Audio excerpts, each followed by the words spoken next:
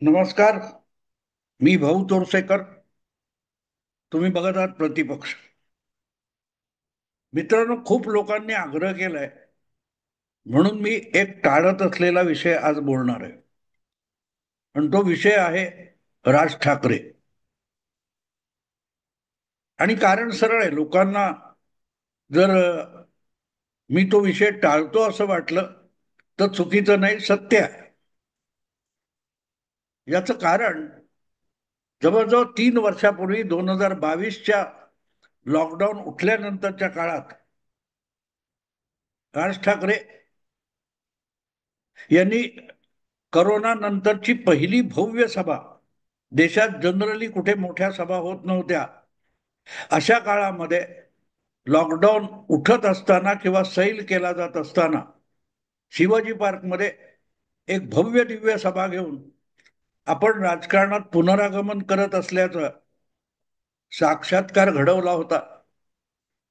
आणि त्यावेळेला त्यांनी जी भूमिका मांडली होती आणि तेव्हाची जी राजकीय परिस्थिती होती यावर आधारित मी माझं मतप्रदर्शन केलं होतं.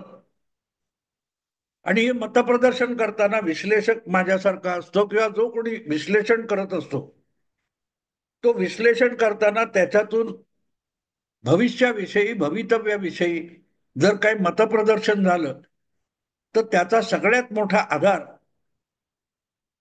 तो ज्यांच्याविषयी बोलतो त्यांच्या पोटेन्शियल विषयी, क्षमतेविषयी बोलत असतो आणि त्या आधारावर बोलत असतो. सचिन तेंडुलकर, गावस्कर, रोहित शर्मा किंवा विराट कोहली वगैरे वगैरे जे धोनी असे क्रीडापटू असतात, ते येऊ घातलेल्या सामन्यात काय करतील याचं जेव्हा गणित मांडलं जात असतं तेव्हा त्यांची क्षमता किती आहे, आजवर त्यांनी काय केलं, या आधारावर बोललं जात असतं. आणि त्यामुळे त्या दिवशी आणि त्या सामन्यात जर त्या प्रकारे ते खेळले नाहीत तर मग तुम्ही वर्तवलेलं सगळं भविष्य खोटं ठरतं. मी जेव्हा 2022च्या गुढीपाडव्याला राज ठाकरे यांनी जी शिवाजी पार्कावर भव्य दिव्य सभा घेतली होती आणि त्यामध्ये त्यांनी ज्या प्रकारे सत्तेत तेव्हा असलेले त्यांचे चुलत बंधू मुख्यमंत्री उद्धव ठाकरे यांच्याविषयी भूमिका घेतली होती, वक्तव्य केलं होतं, किंवा आपला चुलत भाऊ ज्या शरद पवारांच्या आहारी गेलेला आहे त्या शरद पवारांवर ज्या प्रकारे जातीयवादाचा थेट आरोप राज ठाकरेंनी चढवला होता, त्यावर आधारित मी काही भाकितं केली होती. आणि मी अगदी म्हणजे लपवणार नाही. मी चुकीचा ठरलो तर लपवण्याचं काय, सत्य आहे ते आहे, लोकांसमोर आहे. आणि मी लपवलं म्हणून न लपण्यासारखं ते सत्य आहे की आता मैदानात वाघ आला, असं मी कौतुक केलं होतं राष्ट्र. कारण ते त्या भूमिकेचं कौतुक होतं. आणि राज ठाकरेंना मानणारा एक जनमानसातला वर्ग जो आहे त्याच्यासमोर एक दिशाहीनता होती. उद्धव ठाकरे यांनी ज्या प्रकारे हिंदुत्व सोडून पुरोगामित्वाचा बुरखा अंगावर चढवला होता, त्यानंतर बाळासाहेबांच्या काळापासून जे शिवसेनेला शिरसावंद्य मानणारे, शिवसेनेच्या भूमिकेला डोक्यावर घेऊन जाणारे लोक होते, त्यापैकीच मी एक होतो. आणि म्हणूनच उद्धव ठाकरेंनी जी शिवसेना रसातळाला नेलेली आहे ती टिकणार नाही. या पार्श्वभूमीवर उद्धव ठाकरेंना सोडून जायचं तर कुठे भाजपबरोबर जाता येत नाही, अशाही मानसिकतेचे हिंदुत्व मानणारा मोठा वर्ग आहे. आणि त्याच्यासाठी राज ठाकरे एक वाट निर्माण करतील, एक दिशा निर्माण करतील, ही अपेक्षा होती. कारण तुम्हाला आठवत असेल तर त्याच भाषणामध्ये राज ठाकरे यांनी मशिदीतल्या त्या अखंड बोंबळणाऱ्या भोंग्यांविषयी आवाज उठवला होता आणि आपल्या कार्यकर्त्यांना आदेश दिला होता, जिथे तिथे असे भोंगे वाजतील ते जाऊन बंद करा. आणि जर तरीही बंद केले जाणार नसतील तर मशिदीच्या भोंग्यापेक्षा भसाड्या आवाजामध्ये तुम्ही तिथे जाऊन लाऊडस्पीकर वाजवा आणि मशिदीचा आवाज बंद पाडा, वगैरे वगैरे. तुम्हाला आठवत असेल तर त्यानंतरच अपक्ष खासदार होते तेव्हा नवनीत राणा आणि त्यांचे आमदार असलेले पती, काय त्यांचं नाव विसरलो, राणा, रवी राणा, हे दोघे मैदानात उतरले होते आणि अगदी उद्धव ठाकरे यांच्या जखमेवर मीठ चोळण्यासाठी मनसेचे सदस्य नसताना सुद्धा हे दोन लोकप्रतिनिधी कलानगरच्या दारात येऊन आणि मातोश्रीच्या समोर जाऊन हनुमान चालिसा आम्ही बोलणार, पडणार आणि उद्धव ठाकरेंना ऐकवणार अशी भूमिका घेऊन मैदानात उतरले होते. त्यासाठी उद्धव ठाकरेंच्या नेतृत्वाखाली आणि सरकारने, पोलिसांनी नवनीत राणा यांना थेट तुरुंगात टाकण्यापर्यंत मजल मारली होती. राज ठाकरे यांची मशिदीवरचे भोंगे उतरवणं आणि हनुमान चालिसा पठण मुद्दाम करणं, ही जी भूमिका घेतली होती, त्यामुळे मोठ्या संख्येने ही हिंदुत्व मानणाऱ्या लोकांसाठी निर्माण झालेली पोकळी आहे. त्या पोकळीमध्ये राज ठाकरे आपलं राजकीय बस्तान बसवतील ही अपेक्षा होती. पण गंमत बघा, माणूस अनेकदा नको तिथे नको ते बोलतो. खरं बोलतो, खोटं बोलतोय बाजूला ठेवा, पण कुठल्या वेळी कुठे काय बोलावं याचं भान नसलं तर माणूस आपलंच नुकसान करून घेतो. त्यापेक्षा राज ठाकरे यांची भूमिका वेगळी नव्हती. कारण मला आठवतं त्यावेळेला सुद्धा हे राणा दाम्पत्य जे होतं, नवनीत राणा आणि रवी राणा, यांना हे कोणी उद्योग सांगितलेत, ही भूमिका राज ठाकरेंनी घेतली. त्याची गरज काय होती मला कळलं नाही. भले तुमच्या आदेशावरून नसतील किंवा तुम्हाला विचारून नसतील, पण जर तुमच्या भूमिकेचं समर्थन करताना यात राणा दाम्पत्याने आपली प्रतिष्ठा पणाला लावली होती, आपली ताकद पणाला लावली होती, तर त्यांना झिडकारून लावणं, अपमानित करणं, हे राज ठाकरेंनी अकारण केलेलं कृत्य होतं. गंमत बघा की त्यांनी ही भूमिका घेतली, त्यावरून खूप हलकल्लोळ माजला. महाराष्ट्रात अपेक्षेप्रमाणे काही परिणाम दिसले नाहीत. पण राज ठाकरेंनी ही भूमिका घेतल्यानंतर तिकडे उत्तर प्रदेशात मुख्यमंत्री असलेले भगव्या कपड्यातले योगी आदित्यनाथ यांनी तो मुद्दा इतका उचलून धरला की त्यांचा धाक जबरदस्त असल्यामुळे बघता बघता हजारो मशिदीवरचे भोंगे आपणहून मुस्लिमांनी खाली उतरून आणले. नसतील तिथे त्यांनी पोलीस यंत्रणा कामाला लावून भोंगे उतरवायला भाग पाडले.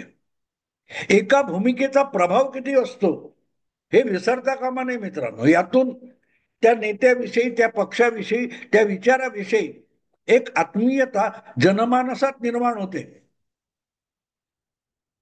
आणि त्याचे परिणाम दूरगामी असतात. मी मुद्दाम तुम्हाला एक किस्सा सांगतो.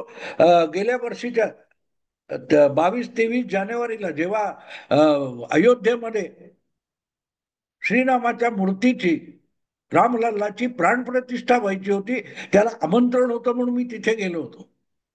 आणि त्या अयोध्या नगरीमध्ये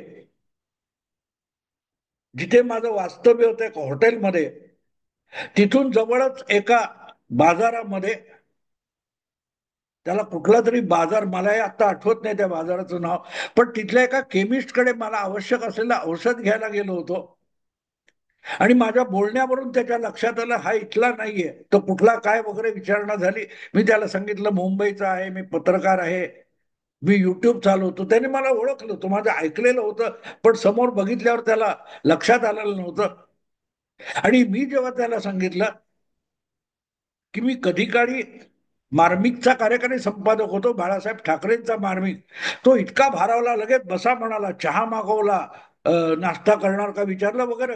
आणि बाळासाहेबांविषयी त्यांनी जे काय शब्द उच्चारलेले आहेत ते विसरण्यासारखे नाहीत मित्र,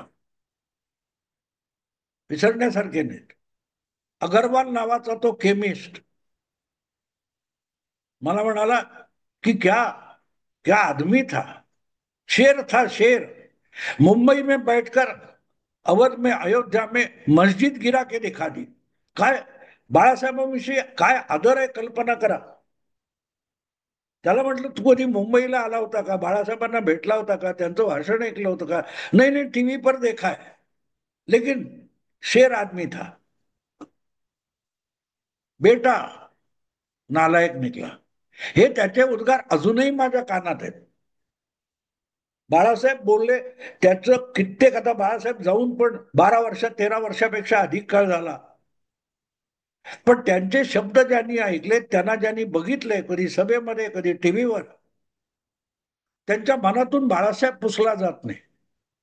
बाळासाहेबांनी ज्या शुभेच्छा निर्माण केल्या, त्या शुभेच्छावर आज त्यांचे सुपुत्र आणि नातू सुद्धा जगायला धडपडतात. लक्षात घ्या, जगायला धडपडतात. तेव्हा आपण जे बोलतो, बाळासाहेब जे जे अतिशय भन्नाट बोलायचे, लोकांना आवडो न आवडो त्याची पर्वा नव्हती. कारण बाळासाहेब मतांची पर्वा न करणारे होते. राज ठाकरे काही अंशी तसं आहे, पण ज्या वेळेला तुम्ही निवडणुकीच्या रिंगणात उतरता, लोकमताच्या आधारावर चालणाऱ्या लोकशाहीच्या आखाड्यात उतरलेले असता, तेव्हा जनमानसाची पर्वा करावी लागते आणि परिस्थितीचं भान ठेवावं लागतं.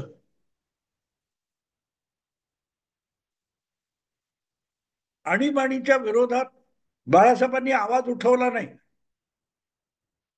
याच्यासाठी सगळ्यांनी त्यांची तात्काळ टिंगल केली होती. पण नंतरच्या काळात, पुढचा काळ गेला, काही वर्षांनी माझा त्यांच्याशी जवळून संपर्क आला, मार्मिक वगैरे, तेव्हा मी हा प्रश्न त्यांना विचारला होता. ते म्हणाले, मी लिहिले काढून वाच की जनता पार्टीचा प्रयोग फार काळ टिकणारा नाही. हा, एक लाट आलेली आहे, एक लाट उसळलेली आहे, पण त्या लाटेच्या प्रवाहामध्ये आपण वाहून जायचं का, याचा विचार करावा लागतो. त्यामुळे त्यांचे विचार, त्यांच्या भूमिका या ठराविक एका चाकोरीतल्या राज्यशास्त्र किंवा राजकारणाच्या पलीकडच्या होत्या. पण ते चित्र बदलण्याची क्षमता आणि दांडगी इच्छा त्यांच्याकडे होती. आणि त्यामुळे निवडणुका येतील जातील, टिकून राहिलं पाहिजे. आणि टिकून राहताना जितक्या अधिकाधिक सदिच्छा निर्माण करता येतील त्या केल्या पाहिजेत आणि जपल्या पाहिजेत, याचं भान त्यांना होतं. किंबहुना आपण भावनेचं राजकारण करतो आणि भावनेचं राजकारण करताना काही वेळेला कठोर आणि काही वेळेला लवचिक सुद्धा असावं लागतं, याचं भान त्यांना होतं. म्हणूनच जनता पार्टीच्या काळात इंदिराजींच्या विरोधात कारवाई सुरू झाल्यानंतर त्यांनी रौद्र धारण केलं होतं आणि मुंबईत काँग्रेस नाही इतके शिवसैनिक इंदिराजींच्या अटकेनंतर रस्त्यावर आले होते. मुंबई बंद पाडायचा प्रयत्न झाला होता इंदिराजींच्या अटकेनंतर. आणि मुंबईवर तर शिवसेनेत आपला जनता पार्टीचं गारुड होतं. शिवसेनेचे पहिले महापौर हेमचंद्र गुप्ते जनता पार्टीत गेलेले होते, अनेक जण गेलेले होते. पण जनता पार्टी बारगळणार हे बाळासाहेबांनी लवकर ओळखलं होतं. आणि पुढच्या काळात आपण बघितलं, 10 वर्ष लागली नाही, शिवसेना ही महाराष्ट्रव्यापी पक्ष होऊन गेली. जी शिवसेना संपली असं म्हटलं जात होतं आणीबाणी नंतरच्या 10 वर्षात, 75 ते 85. गेल्या 10 वर्षात मोदी युग आल्यानंतर परिस्थिती बदललेली आहे. इंदिरा गांधींचं राजकारण, राजीव गांधींचं राजकारण, मधल्या काळात सोनिया गांधी असतील, वेगवेगळ्या अटल बिहारी, ह्या सगळ्या फेजेस येऊन गेलेले. आणि जसजसा मतदार बदलतोय, मतदारांच्या पिढ्या बदलत आहेत, त्यानुसार बदलावं लागतं. पण आपली मूळ भूमिका कायम ठेवून त्यात आवश्यक त्या प्रसंगानुसार लवचिकता दाखवणं. पहलगामच्या घटनेनंतर जर सगळा देश हवालदिल झालेला आहे, अशा वेळेला राज ठाकरे यांनी युद्धाची गरज नाही वगैरे बोलायची काय गरज होती. एक तर तुम्ही इथे नव्हतात, नंतर आलात. हे बोलून मिळवलं काही, याचा विचार करायला पाहिजे. कारण तुमचे कार्यकर्ते रस्त्यावर लोकांबरोबर असतात आणि लोक जेव्हा एखाद्या विषयावर हळवे होतात तेव्हा त्या सामान्य मतदाराने माणसाने तुमच्या सहकारी कार्यकर्त्यांना तुमचा नेता काय बडबडतो म्हणून विचारलं तर बिचारा तुमचा सहकारी तुमचा निष्ठावान कार्यकर्ता निरुत्तर होऊन जातो. जसा उद्धव ठाकरे अचानक मुख्यमंत्री होण्यासाठी गेले आणि हिंदुत्वाचा मतदार जो त्यांच्याशी वडिलांच्या काळापासून निष्ठावान झाला होता त्याला समाधानकारक उत्तर देणं शिवसैनिकांना अशक्य व्हायला लागलं. त्यामुळे हळूहळू करत शिवसेना बारगळली. एवढ्यावर नाही, 2014च्या निवडणुकीत आणि 19च्या निवडणुकीनंतर राज ठाकरे यांनी आपलं रूप बदललं, झेंडा बदलला, शिवमुद्रा झेंड्यावर आणली, हे सगळं झालं. ते हिंदुत्व झालं, खांद्यावर भगवा काय ते शाल घेऊन फिरायला लागले. त्यातून जी पोकळी भरून काढतील राज ठाकरे ही अपेक्षा होती. पण ते इतरांपेक्षा अधिक पुरोगामी व्हायला अचानक का निघाले मला कळलं नाही. बाळा नांदगावकर कुठे त्या कुंभमेळ्याला जाऊन आल्यानंतर एका सभेमध्ये गंगा स्नानाबद्दल किंवा गंगा जलाबद्दल राज ठाकरेंनी जे उद्गार काढले त्यामागचा हेतू काय नंतर सारवासारव करण्याची गरज नाही. पण ज्यावेळेला 60 कोटीपेक्षा अधिक लोक गंगा स्नान करायला जातात तेव्हा त्यामध्ये आपला मतदार काय 4, 5, 10, 15 लाख असेल त्यातलाही एक मोठा हिस्सा गेलेला असतो हे विसरून चालत नाही. पण हाड असं म्हणून म्हणजे माझ्यासारख्या राज ठाकरेच्या एका समर्थक चाहत्याला याचा खुलासा कसा द्यायचा लोक विचारतात आम्हाला की तुम्ही म्हणाला तो वाघ आहे कुठे गेला आता तो वगैरे वगैरे. आम्ही तुमच्यावर प्रेम करणारी माणसं जेव्हा तुमचं समर्थन करायला जातो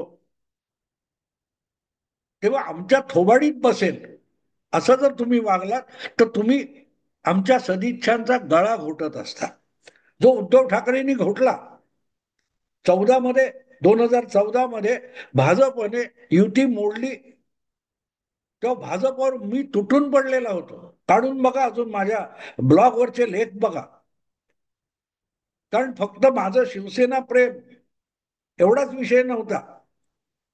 ती चूक भाजपची होती आणि भाजपला त्याची मोठी किंमत मोजावी लागेल हे भाकीत मी तेव्हा केलं होतं आणि त्याची किंमत 19 ते 24 भाजपला मोजावी लागली. सगळ्यात मोठा पक्ष असून मुख्यमंत्री पदापासून वंचित राहावं लागेल. तेव्हा सदिच्छा निर्माण करण्यापेक्षा अनिच्छा किंवा दुर्भावना आपल्याविषयी जनमानसात निर्माण करणं हे राजकारण नसतं. राजकारण नसतं.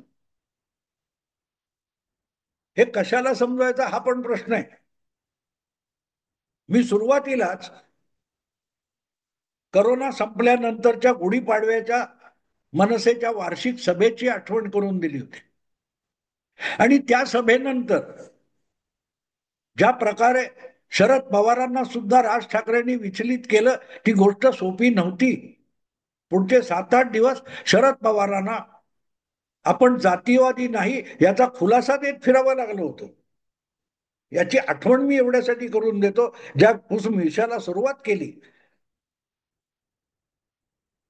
त्या सभेनंतर मंत्रीपदी विराजमान झालेले राज ठाकरे यांचे पुतणे आदित्य ठाकरे यांना कुठल्या तरी पत्रकाराने मनसेच्या गुढीपाडवा सभेविषयी प्रश्न विचारला होता तेव्हा आदित्य ठाकरे म्हणाले होते की मी संपलेल्या पक्षाविषयी बोलत नाही.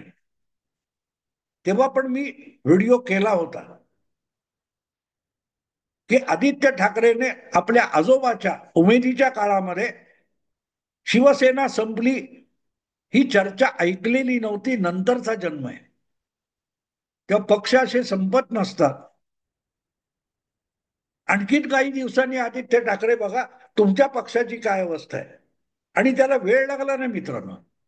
कारण गुढीपाडव्याची मनसेची सभा ही मला वाटते मार्च एप्रिल मध्ये झाली होती आणि 2 महिन्यांनी किंवा 2.5-3 महिन्यांनी उद्धव ठाकरे यांचं सरकार कोसळलं आणि आदित्य ठाकरे यांचं मंत्रीपद सुद्धा गेलं. पण ते वाक्य माझ्या लक्षात राहिले. राज ठाकरे यांचे पुतणे आदित्य ठाकरे म्हणाले होते, संपलेल्या पक्षाविषयी मी बोलत नाही. तर आपल्या पुतण्याने उच्चारलेले शब्द आहेत ते खरे करून दाखवण्याचा विडा राज ठाकरेंनी उचललाय का, असा मला प्रश्न पडलेला आहे. पोटेन्शियल आहे, क्षमता आहे, इच्छा आहे का, हा प्रश्न आहे. मित्रांनो, आता इथेच थांबतो, परत कधीतरी बोलेन. विषय आवडला लाईक करा, शेअर करा आणि प्रतिपक्षाला सबस्क्राईब करा. नमस्कार.